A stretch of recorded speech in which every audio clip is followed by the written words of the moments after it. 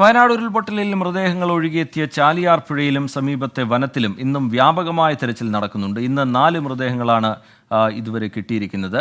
ഇതുവരെ പുഴയിൽ നിന്ന് കണ്ടെടുത്ത 209 മൃതദേഹങ്ങളാണ് നിലമ്പൂർ ജില്ലാ ആശുപത്രിയിൽ എത്തിച്ചത്. അക്ഷരാർത്ഥത്തിൽ ചാലിയാർ പുഴയിലും വനത്തിലും ഇന്ന് നടക്കുന്നത് അരിച്ചു പെറുക്കൽ.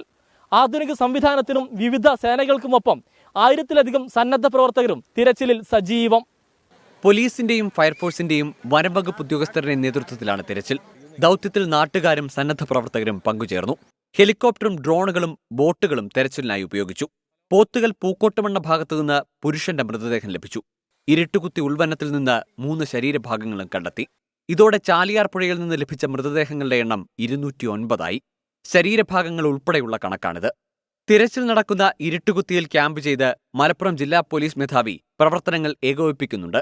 മാക്സിമം കിട്ടാവുന്ന എല്ലാം ഇന്ന് എടുക്കുക എന്നുള്ളതാണ് നമ്മൾ ഉദ്ദേശിക്കുന്നത്. ഇതനുസരിച്ച് ഇത് വെച്ചിട്ട് ഇന്നങ്ങ് അവസാനിപ്പിക്കുന്നു എന്നുള്ളതല്ല.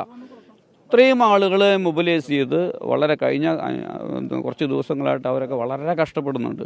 വനത്തിലേക്ക് പോകുന്നതിനോടൊപ്പം തന്നെ സമാന്തരമായിട്ട് പുഴയിലും SHOമാരുടെ നേതൃത്വത്തിൽ ഇഫക്റ്റീവായിട്ടുള്ള മാസീവായിട്ടുള്ള raid throughout the day continue.